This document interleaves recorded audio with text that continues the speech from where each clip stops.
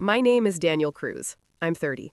3 months ago, at a family dinner with 22 relatives watching, my parents handed the main family restaurant to my younger brother, the profitable one, the famous one. Then they gave me my share. A roadside cafe. Half closed, broken equipment, empty parking lot. People laughed. Someone actually clapped. My mother said, "This fits you better. Small, simple." I didn't argue. I took the keys and thanked them. I rebuilt that place from nothing. And when it finally started making real money, my father showed up with a different tone.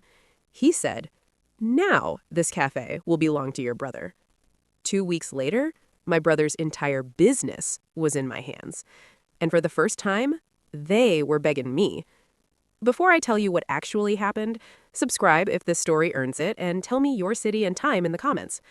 Now, let me take you back to that dinner table, because humiliation never starts with paperwork. It starts with positioning. Marco sat at my father's right. I sat at the far end, near the service door, near the noise, near the plates coming and going. Seating charts tell you the decision before the speech does. My aunt leaned toward me before the envelopes came out. "You're still doing back-end work, right? Supply, vendors, repairs?" she asked. "Yes." "That's stable," she said kindly, which is what people say when they mean small. Marco was telling a story about a food critic visit. Cameras were already pointed at him. My parents were glowing in reflected attention. My father stood, raised his glass, and said, "Tonight is about legacy. Not effort, not loyalty. Legacy." That word always comes with a pre-selected winner. My father opened the first envelope and held it up so everyone could see the letterhead. "Starting today," he announced, "the flagship cruise grill location, brand rights, supplier contracts, and executive control go to Marco." Applause broke out before he finished the sentence. Marco stood, smiling like he had just won an award. My mother hugged him. Someone started recording. My uncle said, "That's the future right there." Then my father picked up the second envelope. Smaller. Thinner. Less dramatic. "And Daniel," he said, sliding it across the table without standing, "gets the Route 17 roadside cafe. Equipment included, as is condition." A few people laughed out loud. My cousin actually said, "Wait, that place is still open?" My mother added, smiling tight, "It's good practice without big risk." Practice. Not ownership, not leadership. Practice. I nodded once, took the envelope, and said, "Thank you." After the envelopes, people lined up to hug Marco. Photos, shoulder claps, predictions. No one asked me what I planned to do with the cafe. They assumed survival mode. What they didn't know was simple. I like places nobody expects to work, because expectation is expensive. Neglect is cheap.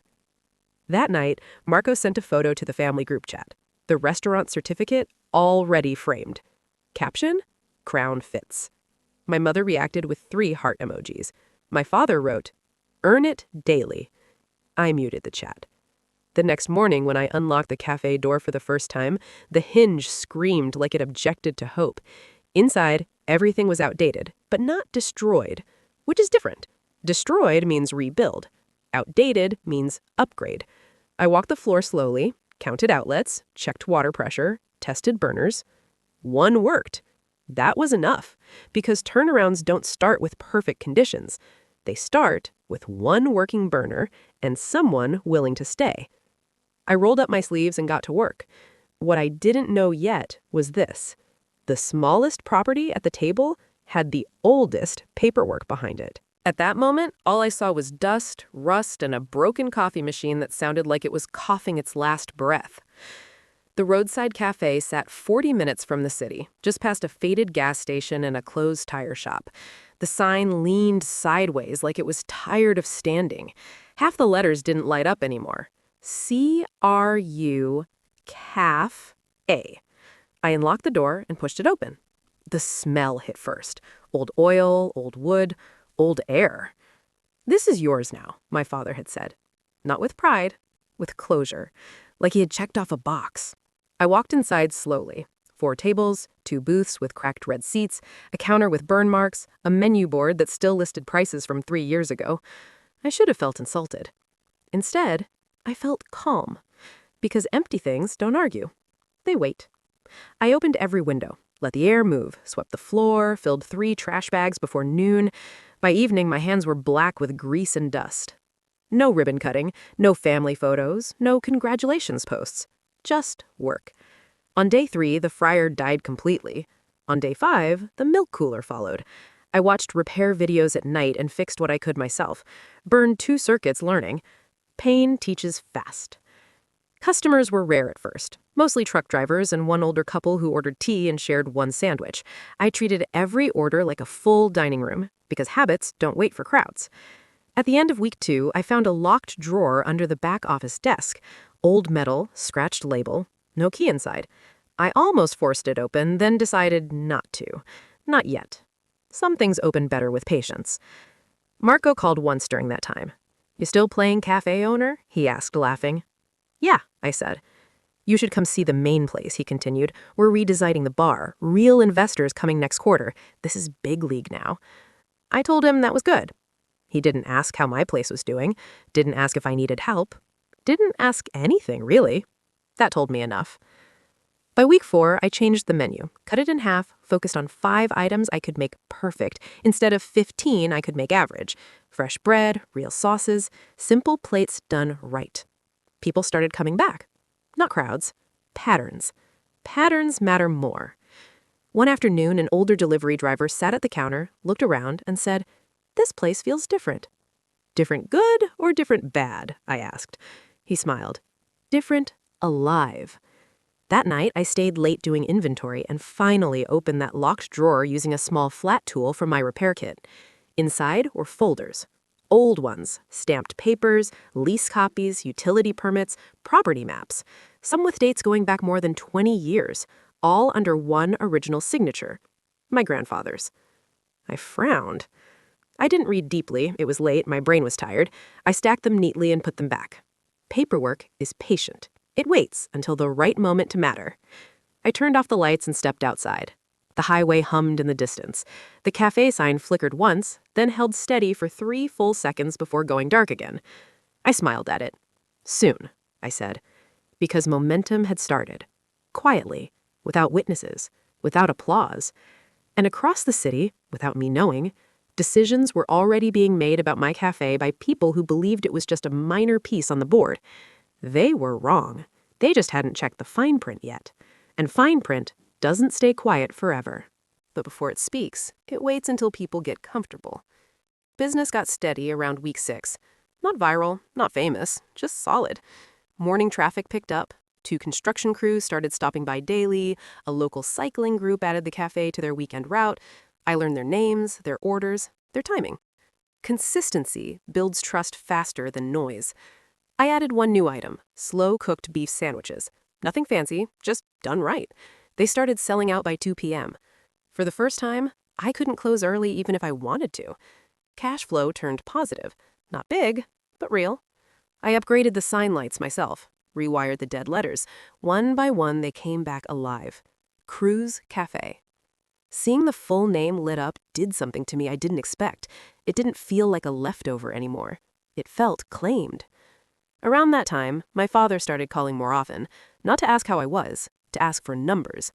"What are you doing weekly? What are your margins? What supplier are you using? Are you using the family distributor account?" Short questions, sharp tone. I answered carefully, not hiding, just not volunteering extra. Then, one afternoon, he showed up without notice.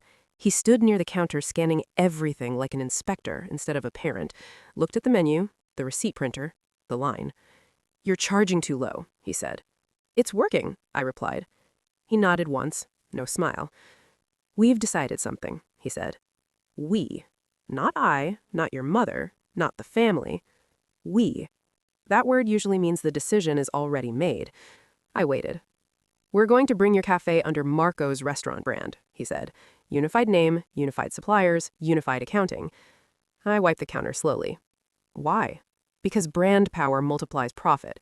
You're doing fine, he's doing big. This protects the asset." Asset. Not your work, not your effort. Asset. I'm okay operating independently, I said. He gave a small breath through his nose. Not anger, dismissal. This isn't a debate, he replied. It's structure. Structure is control wearing a suit. I'll review the paperwork, I told him. That made him pause just a fraction too long. Paperwork is standard, he said. Standard things don't cause hesitation. He left 10 minutes later without ordering anything.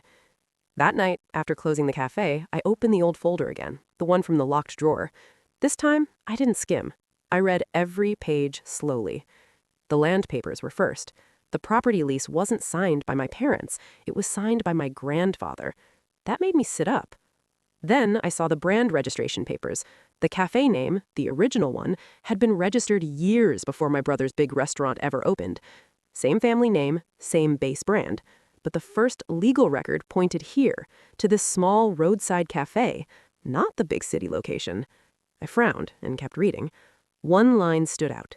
Brand usage rights are tied to this property address, not to the company, not to the operator, to the location. I read that line again. Then again. It meant something simple, but powerful. The brand didn't start with the big restaurant. The big restaurant started under the shadow of this place. Direction mattered. Roots mattered. I turned the next page. There was a transfer note added years later. It mentioned a future successor operator, but the final attachment, the name, was missing. The last page had been removed, which told me two things. There was a chosen successor, and someone didn't want that page sitting in an easy folder. The next morning, Marco posted online. Cruise Dining Group, expansion phase begins. Group, expansion, big words, big confidence. Comments flooded in. Congratulations, fire emojis, investor tags. Public announcements bring attention. Attention brings review. 3 days later, I got a call at the cafe. A supplier I never worked with asked me to confirm my brand consolidation schedule.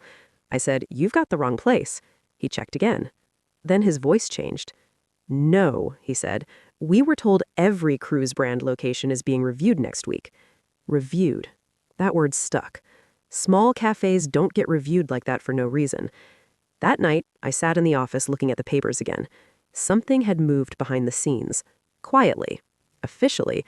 And somewhere in a city office, someone had just opened a file with my cafe's original registration number. Once that happens, things don't stay buried long.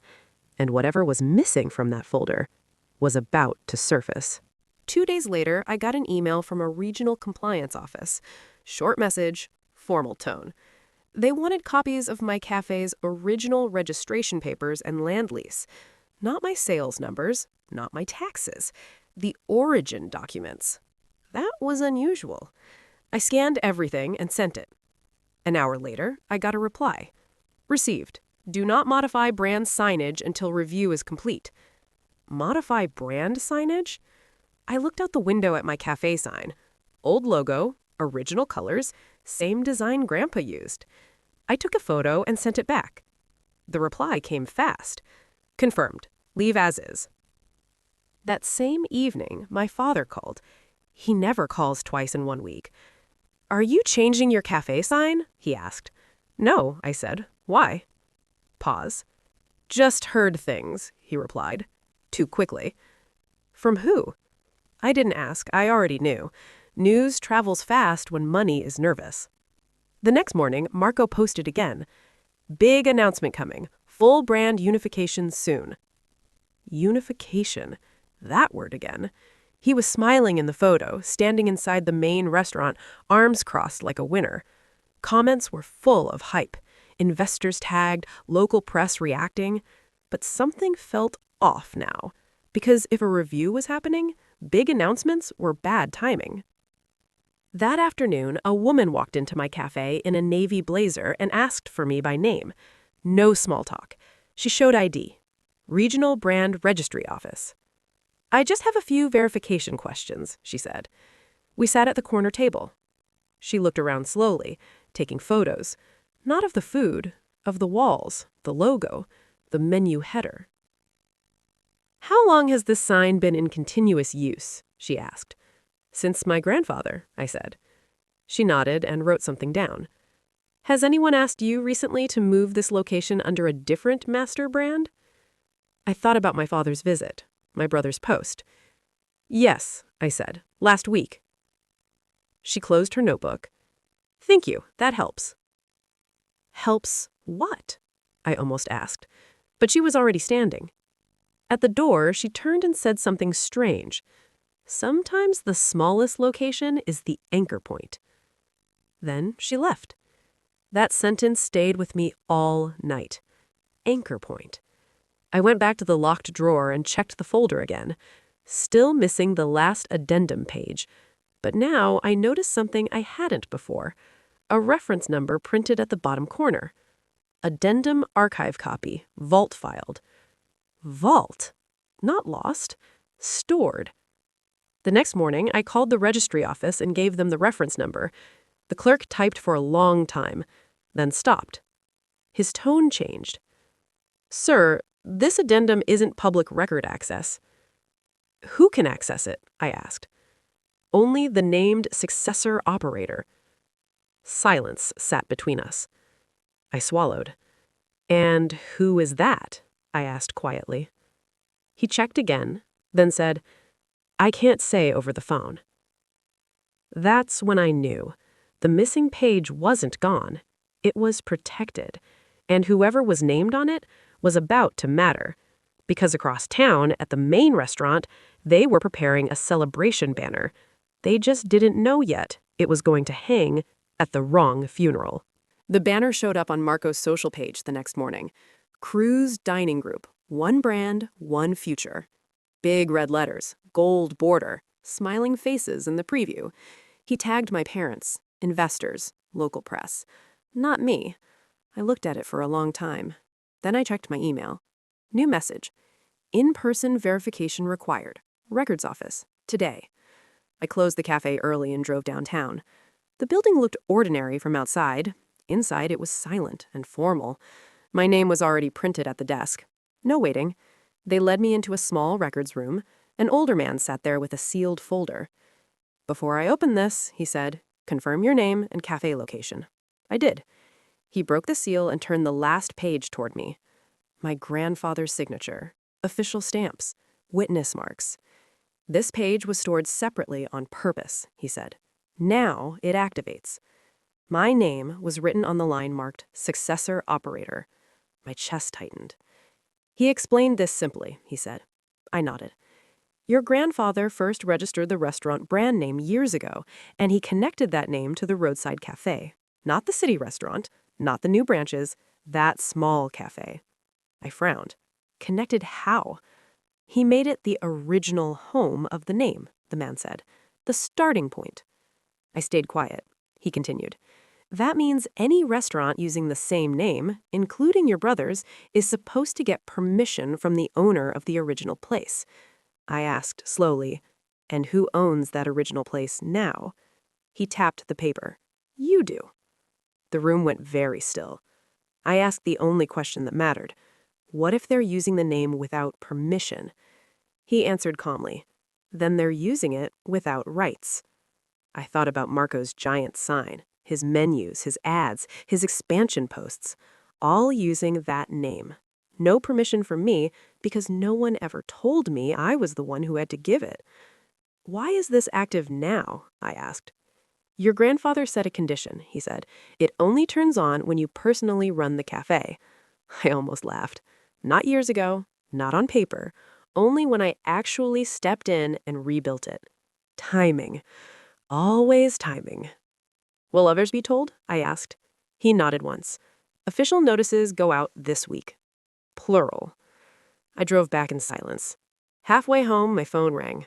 Marco. I let it ring. Then again. Then again. I answered on the fourth call. What did you file? He demanded without greeting. I didn't file anything, I said calmly. Compliance contacted our legal team, he snapped. They're asking brand origin questions. Good, I thought. Questions are healthy. Probably routine, I said. Silence. Then he said something revealing. Dad said you've been digging into old documents. There it was. Fear travels faster than truth. I own a cafe. Paperwork comes with it. He exhaled hard. You're overstepping. Interesting word. Overstepping what? Something I supposedly never owned? We'll talk soon, he said. Not a threat, a warning to himself. That night, I printed a copy of the addendum and placed it on my desk. Not framed, not celebrated, just present. Because the power wasn't emotional, it was structural. And structures don't collapse with shouting, they collapse with paperwork. Across town, the banner company was confirming installation time. At the main restaurant entrance, they were still planning the celebration. They just didn't know the notice letters were already on their way. The notice letters arrived 3 days later. Not by email, not by phone, by courier. Stamped envelopes, signature required. One went to my parents' house, one to the main restaurant office, one to Marco personally. I didn't send them. The registry office did. I was serving lunch when my phone started vibrating, non-stop. First my mother, then my father, then Marco, then 3 missed calls from numbers I didn't know. I finished serving the table before I checked anything. Control is quiet. Panic is loud. Marco finally texted, "What did you do?" I replied, "Nothing. I read what Grandpa wrote." 5 minutes later, my father walked into the cafe without calling first. He never comes that far out. He looked different, not angry, uneasy. "Sit," he said. I didn't. I kept wiping the counter. "What's wrong?" I asked. "You know exactly what," he said. "They're saying the brand name is legally tied to this location." "Yes," I said. "Why didn't you tell us?" he demanded. "No one asked," I answered calmly. He exhaled hard and lowered his voice. "Do you understand what this could do to Marco's restaurant?" "Yes." That was the first honest answer anyone had given in months. He tried a different tone. "We can fix this internally. Family agreement, simple transfer." There it was. Not pride, not apology, transfer. "To Marco?" I asked. "To the group," he corrected. Same thing. I shook my head. "We'll discuss it properly," I said, "with lawyers present." His jaw tightened. "You'd bring lawyers against your own family?" I looked around the cafe. My rebuilt tables, my repaired lights, my working kitchen. "My family gave me this place as a joke," I said quietly. I just learned it wasn't one. He had no reply ready for that. That evening, the banner still went up at the main restaurant. One brand, one future. Bad timing, because the next morning, officials arrived during peak breakfast hours. Not police, compliance officers and brand regulators. Clipboards, ID badges, formal posture. Service slowed, then stopped. Customers watched. Staff whispered. Marco came out smiling until he saw the documents. They explained it simply, same way they explained it to me. The restaurant name you are operating under belongs to the original registered location. He tried to argue. They showed the papers. Grandfather's signature, activation clause, my name. His smile disappeared. Investors who happened to be there stepped aside and started making calls. No shouting happened, no drama scene, just one powerful sentence from the lead officer. Until licensing is corrected, continued operation under this name creates legal risk. Legal risk. Investors hate those 2 words. By afternoon, the banner came down. By evening, Marco called. Not angry this time. Tired. "What do you want?" he asked. Respect, I thought, but I said something else. "A licensing agreement," I answered. "Fair terms, written, clean." Silence. Then a slow breath. Grandpa planned this, didn't he? "Yes," I said. He did. Weeks later, the deal was signed. The main restaurant kept running, legally this time.